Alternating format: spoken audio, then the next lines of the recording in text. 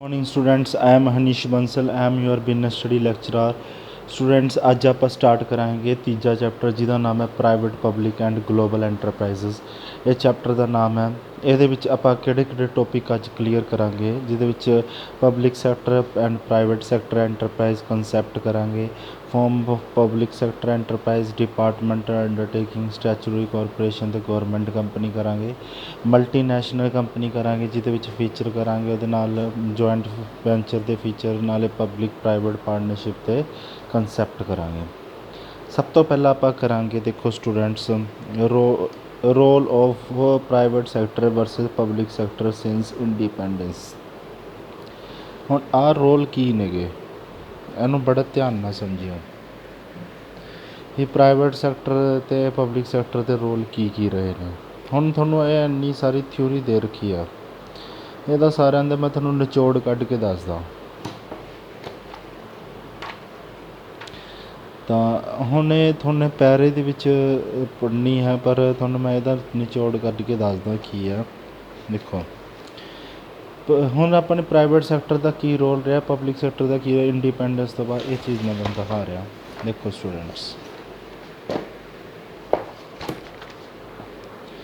Students,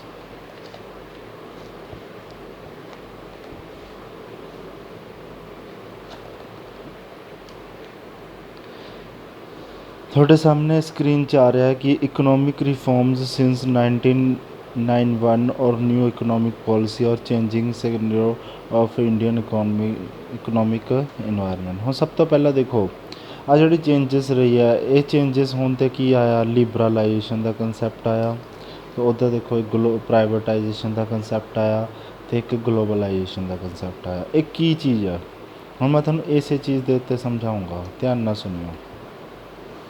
ਪਹਿਲਾਂ ਤੁਹਾਨੂੰ ਮੈਂ ਇਸ ਦੇ ਰਿਲੇਟਡ ਸਮਝਾਊਂਗਾ ਕੀ ਸਿਸਟਮ ਸੀਗਾ, ਕੀ ਆਪਾਂ ਨੂੰ ਇਹ ਤਿੰਨ ਕੰਸੈਪਟ ਪੜ੍ਹਨੇ ਪਏ, ਕੀ ਚੀਜ਼ ਹੈ ਇਹ, ਕੀ ਨਹੀਂ, ਇਹ ਸਮਝਾਊਂਗਾ। ਦੇਖੋ ਸਟੂਡੈਂਟਸ, ਪਹਿਲਾਂ ਤਾਂ ਇਹਨੂੰ ਹੀ ਦੇਖੋ ਤੁਸੀਂ, ਠੀਕ ਹੈ। ਇਹਦੇ ਵਿੱਚ ਦੇਖੋ ਕੀ ਹੋਇਆ ਕਿ ਆਪਣਾ ਜਦੋਂ ਇੰਡੀਪੈਂਡੈਂਸ ਹੋਈ, ਮਤਲਬ ਭਾਰਤ ਆਜ਼ਾਦ ਹੋਇਆ।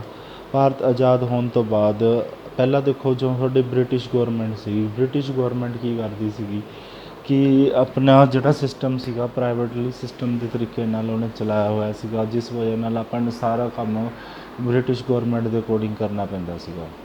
ਜਦੋਂ ਇੰਡੀਪੈਂਡੈਂਸ ਹੋਇਆ ਤਾਂ ਇੰਡੀਪੈਂਡੈਂਸ ਹੋਣ ਤੋਂ ਬਾਅਦ ਆਪਾਂ ਨੇ ਕੀ ਕੀਤਾ, ਸਾਰਾ ਕੁਛ ਗਵਰਨਮੈਂਟ ਦੇ ਅੰਡਰ ਲੈ ਲਿਆ, ਮਤਲਬ ਪ੍ਰਾਈਵੇਟ ਸੈਕਟਰ ਪੂਰੀ ਤਰ੍ਹਾਂ ਖ਼ਤਮ ਹੋ ਗਏ, ਸਾਰਾ ਕੁਛ ਆਪਾਂ ਨੇ ਗੌਰਮੈਂਟ ਦੇ ਅੰਡਰ ਲੈ ਲਿਆ। ਅਤੇ ਜਿਸ ਵਜ੍ਹਾ ਨਾਲ ਕੀ ਹੋਇਆ ਕਿ ਜਿਹਦੇ ਨਾਲ ਕੀ ਹੁੰਦੇ ਨੇ, ਡਿਸੀਜ਼ਨ ਬਹੁਤ ਜ਼ਿਆਦਾ ਕੀ ਹੁੰਦੇ ਸੀਗੇ, ਸਲੋ ਹੁੰਦੇ ਸੀਗੇ, ਅਤੇ ਗੌਰਮੈਂਟ ਨੇ ਆਪਣੇ ਉੱਤੇ ਹੀ ਅਧਿਕਾਰ ਲੈ ਲਿਆ ਸੀ, ਕੋਈ ਇੰਪਰੂਵਮੈਂਟ ਨਹੀਂ ਹੁੰਦੀ ਸੀਗੀ, ਜਿਸ ਵਜ੍ਹਾ ਨਾਲ ਗੌਰਮੈਂਟ ਆਪਣੇ ਸੈਕਟਰ ਦੇ ਅਕੋਰਡਿੰਗ ਚੱਲਦੀ ਸੀ। ਜਿਸ ਵਜ੍ਹਾ ਨਾਲ ਕੀ ਹੋਇਆ, 1990 ਤੱਕ ਆਪਣੀ ਇਹ ਸਥਿਤੀ ਆ ਚੁੱਕੀ ਸੀ, 1947 ਤੋਂ ਲੈ ਕੇ 1990 ਤੱਕ ਆਪਣੀ ਇਹ ਸਥਿਤੀ ਆ ਚੁੱਕੀ ਸੀਗੀ ਕਿ ਆਪਾਂ ਮਤਲਬ ਕੰਗਾਲੀ ਦੇ ਦਾਇਰੇ 'ਤੇ ਖੜ੍ਹੇ ਹੋ ਗਏ ਸੀਗੇ। ਇਹ ਹਾਲਾਤ ਸੀ, ਸਾਰੀ ਆਪਣੀ ਦੇਸ਼ ਦੀਆਂ ਕੰਪਨੀਆਂ ਡੁੱਬਣ ਦੇ ਕਗਾਰ 'ਚ ਸੀਗੀਆਂ, ਠੀਕ ਹੈ। ਆਪਣੀ ਅਰਥ ਵਿਵਸਥਾ ਇੰਨੀ ਜ਼ਿਆਦਾ ਡਾਊਨ ਚਲੀ ਗਈ ਸੀਗੀ ਕਿ ਮਤਲਬ ਆਪਾਂ ਨੂੰ ਪਤਾ ਹੀ ਨਹੀਂ ਚੱਲ ਰਿਹਾ ਸੀ ਕਿ ਆਪਣਾ ਦੇਸ਼ ਕਿਸ ਪੋਜੀਸ਼ਨ 'ਚ ਚੱਲ ਰਿਹਾ, ਬਹੁਤ ਜ਼ਿਆਦਾ ਡਾਊਨ ਪੋਜੀਸ਼ਨ 'ਚ ਚਲਾ ਗਿਆ ਸੀਗਾ, ਜਿਸ ਵਜ੍ਹਾ ਨਾਲ ਇਹਨੂੰ ਸੰਭਾਲਣਾ ਬੜਾ ਮੁਸ਼ਕਿਲ ਹੋ ਗਿਆ ਸੀਗਾ।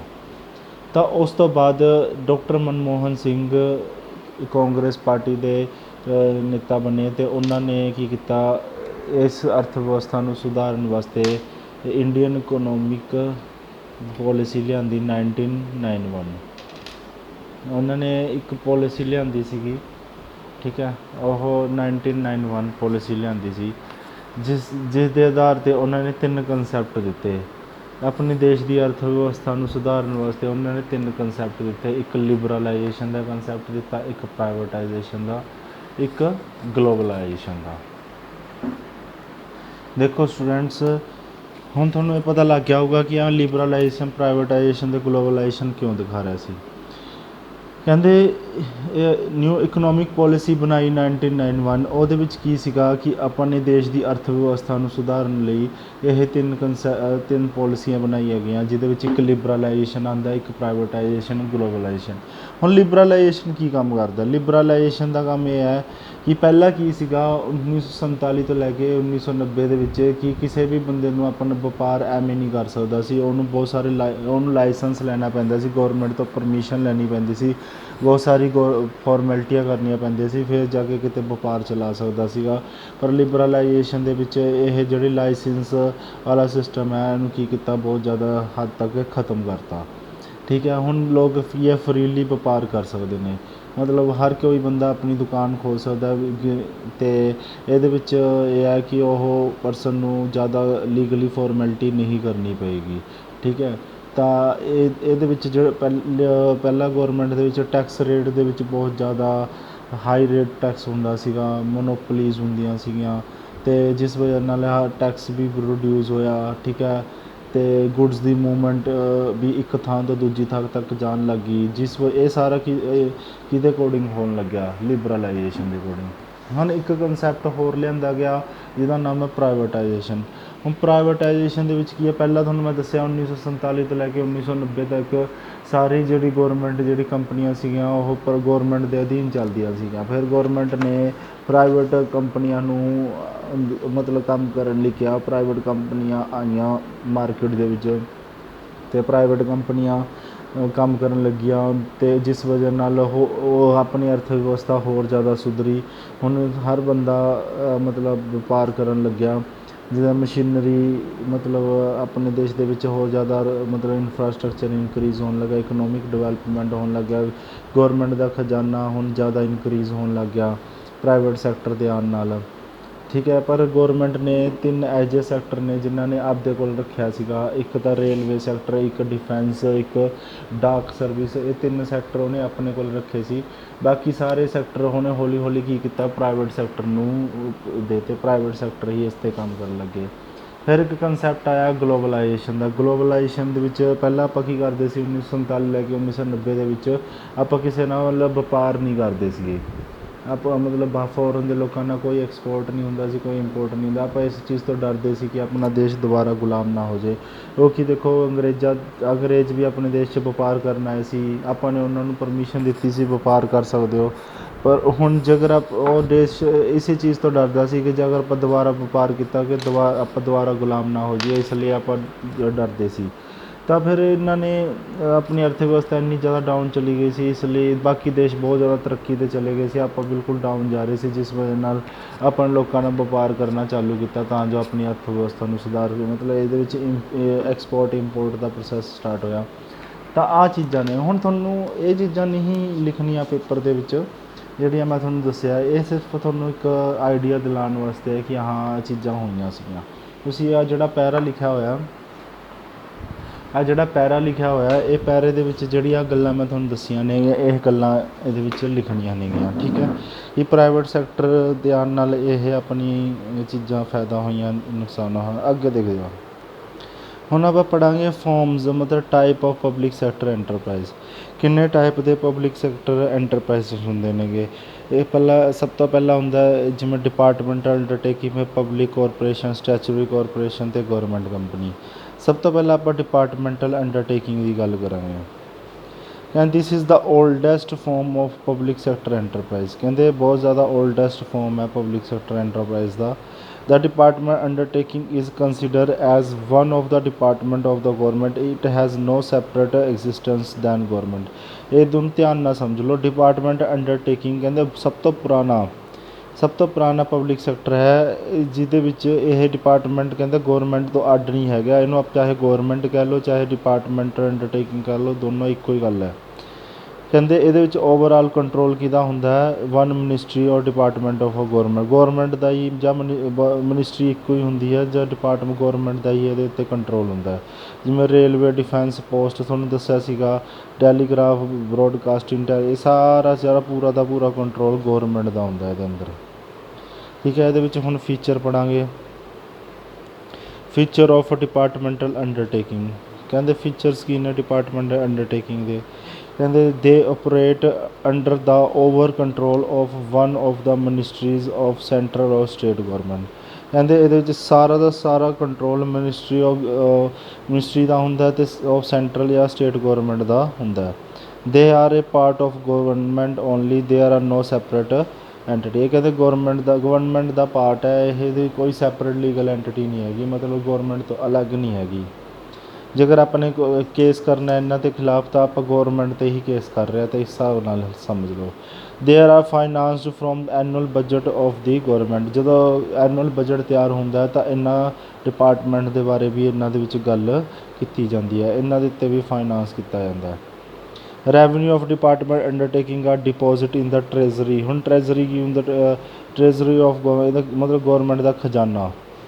ਮਤਲਬ ਇਹਨਾਂ ਡਿਪਾਰਟਮੈਂਟ ਤੋਂ ਜਿਹੜੀ ਵੀ ਆਮਦਨ ਹੁੰਦੀ ਹੈ ਉਹ ਗੌਰਮੈਂਟ ਦੇ ਖਜ਼ਾਨੇ 'ਚ ਪਾਈ ਜਾਂਦੀ ਆ। The staff of a department undertaking are civil servant and are recruited and compensated as per the rule of civil servants। ਕਹਿੰਦੇ ਜਿਹੜਾ ਸਟਾਫ ਹੁੰਦਾ ਉਹ ਡਿਪਾਰਟਮੈਂਟ ਅੰਡਰਟੇਕਿੰਗ ਦਾ ਉਹ ਸਿਵਲ ਸਰਵੈਂਟਸ ਹੁੰਦੇ ਨੇਗੇ। ਜਿਹੜੇ ਡਿਪਾਰਟਮੈਂਟ 'ਚ ਕੰਮ ਕਰਦੇ ਨੇ ਉਹ ਸਿਵਲ ਸਰਵੈਂਟਸ ਹੁੰਦੇ ਨੇ, ਠੀਕ ਹੈ। ਇਹਨਾਂ ਨੂੰ ਜਿਹੜੇ ਸਿਵਲ ਸਰਵੈਂਟ ਦੇ ਰੂਲ ਐਂਡ ਰੈਗੂਲੇਸ਼ਨ ਹੁੰਦੇ ਨੇ ਉਹਨਾਂ ਦੇ ਅਕੋਰਡਿੰਗ ਇਹਨਾਂ ਨੂੰ ਕੀ ਕੀਤਾ ਜਾਂਦਾ? ਭਰਤੀ ਕੀਤਾ ਜਾਂਦਾ, ਰਿਕਰੂਟ ਕੀਤਾ ਜਾਂਦਾ, ਭਰਤੀ ਕੀਤਾ ਜਾਂਦਾ। They are under the direct control of departmental head who is accountable to the concerned ministry। ਕਹਿੰਦੇ ਇਹ ਜਿਹੜੇ ਡਿਪਾਰਟਮੈਂਟ ਜਿਹੜੇ ਆਉਂਦੇ ਨੇ ਡਿਪਾਰਟਮੈਂਟ ਹੈੱਡ ਦੇ ਅੰਡਰ ਆਉਂਦੇ ਨੇ, ਡਾਇਰੈਕਟ ਕੰਟਰੋਲ ਹੁੰਦਾ ਇਹਨਾਂ ਦਾ।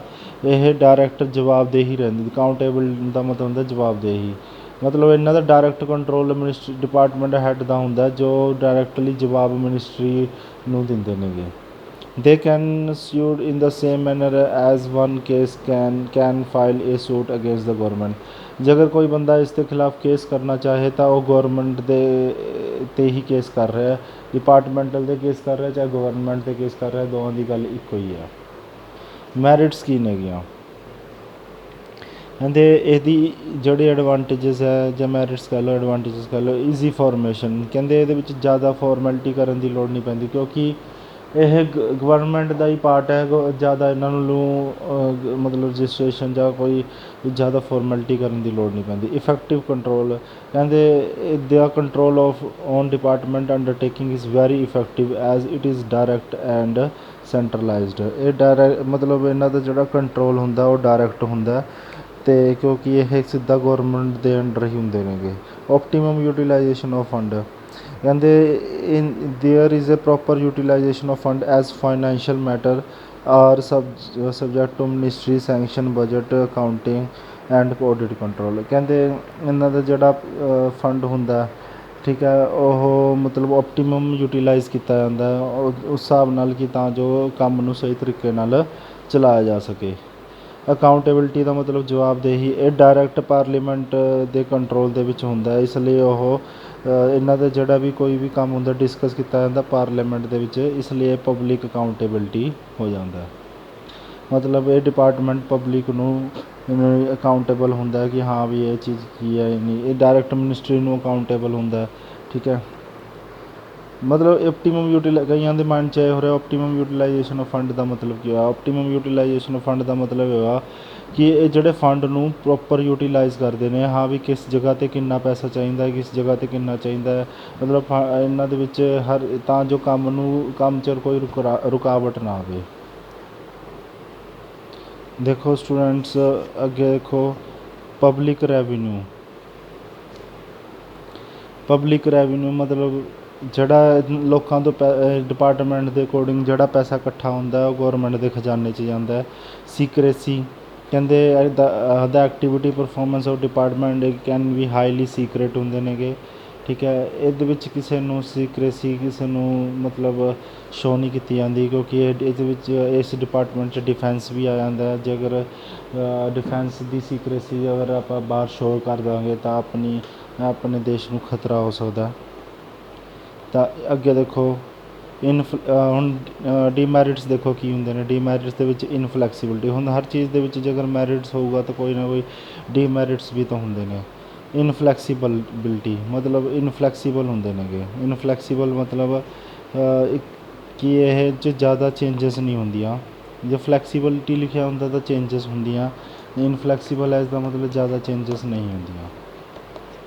ਅਤੇ ਅੱਗੇ ਦੇਖੋ ਇਹਦੇ ਵਿੱਚ ਕੀ ਹੈ, ਕਿਉਂ ਨਹੀਂ ਹੁੰਦੀਆਂ ਚੇਂਜਸ, ਕਿਉਂਕਿ ਇਹਦੇ ਵਿੱਚ ਸਟ੍ਰਿਕਟ ਪਾਰਲੀਮੈਂਟ ਕੰਟਰੋਲ ਹੁੰਦਾ ਹੈ, ਇਹਦੇ ਵਿੱਚ ਉਹਨਾਂ ਦਾ ਟੂ ਮੱਚ ਇੰਟਰਫੇਅਰ ਹੁੰਦਾ, ਜਿਸ ਵਜ੍ਹਾ ਨਾਲ ਇਹਦੇ ਵਿੱਚ ਫਲੈਕਸੀਬਿਲਿਟੀ ਹੋਣ ਦੇ ਚਾਂਸ ਕੀ ਹੋ ਜਾਂਦੇ ਨੇ, ਘੱਟ ਜਾਂਦੇ ਨੇਗੇ। ਮਤਲਬ ਜਿਵੇਂ ਦਾ ਚੱਲੀ ਜਾਂਦਾ ਉਸ ਹਿਸਾਬ ਨਾਲ ਹੀ ਚੱਲਦਾ ਰਹਿੰਦਾ ਸਿਸਟਮ। ਲੈਕ ਆਫ ਮੋਟੀਵੇਸ਼ਨ, ਮਤਲਬ ਇਹਦੇ ਵਿੱਚ ਮੋਟੀਵੇਸ਼ਨ ਬਹੁਤ ਜ਼ਿਆਦਾ ਲੈਕ ਕਰਦੀ ਹੈ। ਮਤਲਬ ਕਿਵੇਂ ਲੈਕ ਕਰਦੀ ਹੈ, ਕਹਿੰਦੇ department undertaking have no power, ਜਿਹੜਾ ਵੀ ਪੈਸਾ ਇੱਥੋਂ ਇਕੱਠਾ ਹੁੰਦਾ ਉਹ ਸਿੱਧਾ ਗੌਰਮੈਂਟ ਦੇ ਖਜ਼ਾਨੇ 'ਚ ਚਲਾ ਜਾਂਦਾ। ਠੀਕ ਹੈ, ਇਹਦੇ ਵਿੱਚ ਅਗਰ ਮੰਨ ਲਓ ਡਿਪਾਰਟਮੈਂਟ ਨੇ ਜ਼ਿਆਦਾ ਪ੍ਰੋਫਿਟ ਕਮਾ ਲਿਆ ਤਾਂ ਕੋਈ ਇਨਸੈਂਟਿਵ ਨਹੀਂ ਦਿੱਤਾ ਜਾਂਦਾ। ਠੀਕ ਹੈ, ਜਿਹੜੇ ਉੱਥੇ ਦੇ ਇੰਪਲੋਈ ਨੇ ਜ਼ਿਆਦਾ ਮਿਹਨਤ ਅਤੇ ਐਫਰਟਸ ਲਗਾਉਂਦੇ ਨੇ ਉਹਦਾ ਵੀ ਕੋਈ ਇਨਸੈਂਟਿਵ ਨਹੀਂ ਦਿੱਤਾ ਜਾਂਦਾ। ਠੀਕ ਹੈ, ਜਿਸ ਵਜ੍ਹਾ ਨਾਲ ਜਿਹੜੇ ਵੀ ਇੰਪਲੋਈ ਕੰਮ ਕਰ ਰਹੇ ਨੇ ਉਹ ਡੀਮੋਟੀਵੇਟ ਹੁੰਦੇ ਨੇ, ਉਹ ਫਿਰ ਜ਼ਿਆਦਾ ਆਪਦੀ ਬੈਸਟ ਐਫਰਟ ਨਹੀਂ ਲਗਾ ਪਾਉਂਦੇ, ਕਿਉਂਕਿ ਜ਼ਿਆਦਾ ਮਿਹਨਤ ਕਰਨ 'ਤੇ ਸਰਕਾਰ ਇਹਨਾਂ ਨੂੰ ਜ਼ਿਆਦਾ ਫਿਰ ਬੈਨੀਫਿਟ ਨਹੀਂ ਦਿੰਦੀ। ਅੱਗੇ ਦੇਖੋ students, lack of financial autonomy, the department undertaking can not plan long term investment project. ठीक है, as they are subject to budgetary control of government, they are not allowed to use their own revenue freely, as these have to be deposited in the treasury. It has no independence or freedom of utilization of fund in its own way। ਕਹਿੰਦੇ financial ਐਟੋਨੋਮੀ ਹੁੰਦੀ ਹੈ, ਲੈਕ ਕਰਦੀ ਹੈ। ਕਿਵੇਂ, ਜਿਹੜਾ ਪੈਸਾ ਇਕੱਠਾ ਹੁੰਦਾ ਹੈ ਇਹ ਆਪਣੇ ਡਿਪਾਰਟਮੈਂਟ 'ਤੇ ਖਰਚ ਨਹੀਂ ਕਰ ਸਕਦੇ, ਮਤਲਬ ਇਹਨੂੰ ਸਿੱਧਾ ਡਾਇਰੈਕਟ ਗੌਰਮੈਂਟ ਦੇ ਖਜ਼ਾਨੇ 'ਚ ਜਮ੍ਹਾਂ ਕਰਨਾ ਪੈਂਦਾ ਹੈ। ਅਗਰ ਮੰਨ ਲਓ ਉਹਨਾਂ ਦੇ ਡਿਪਾਰਟਮੈਂਟ 'ਚ ਕੋਈ ਕਮੀ ਪੇਸ਼ੀ ਹੈ, ਕੋਈ ਚੀਜ਼ 'ਤੇ ਪੈਸਾ ਲਗਾਉਣਾ ਹੈ ਤਾਂ ਉਹ ਨਹੀਂ ਯੂਜ਼ ਕਰ ਸਕਦੇ ਵਿਦਆਊਟ ਗੌਰਮੈਂਟ ਪਰਮਿਸ਼ਨ।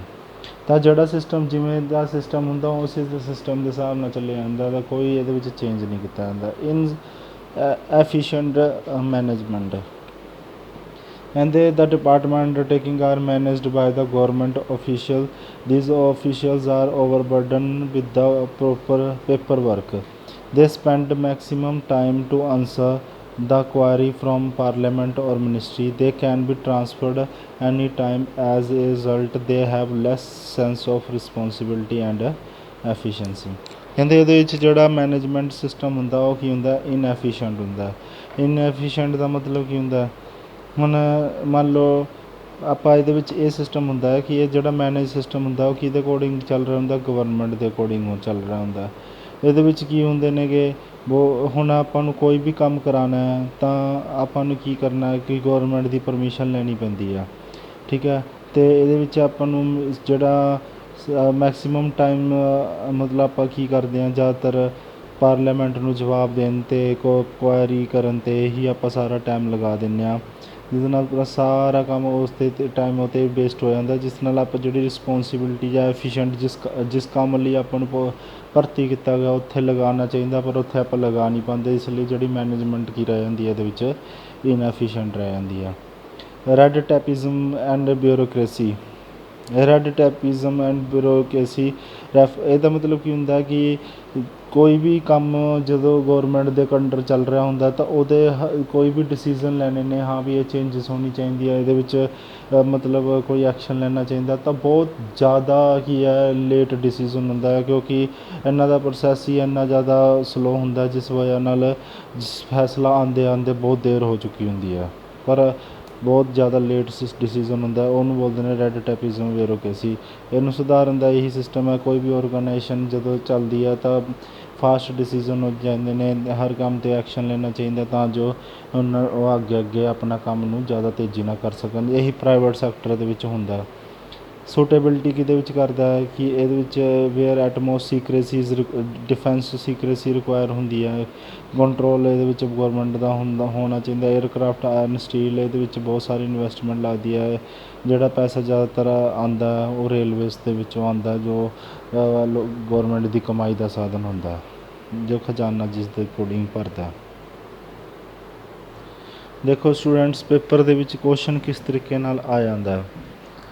ਕਹਿੰਦੇ Indian railways is a part of railway ministry. It is organised, financed and controlled by railway ministry. The finance are allocated from government treasury, and whatever revenue it earns is deposited to government treasury only. It is treated as a part of government, and even the appointment, recruitment and the selection of employees is done in the same way as that of civil servant.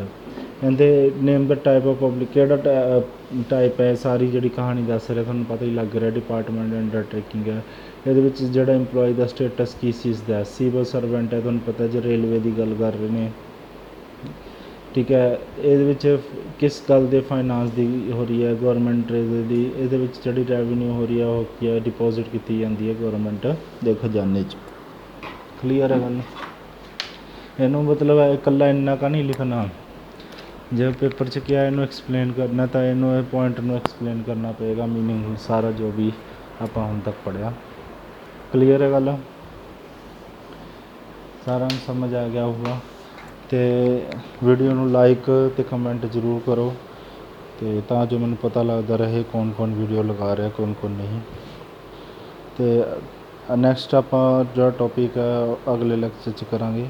ਤਦ ਤੱਕ ਆਪਣਾ ਖਿਆਲ ਰੱਖੋ, ਸੁਰੱਖਿਅਤ ਰਹੋ। ਜੈ ਹਿੰਦ।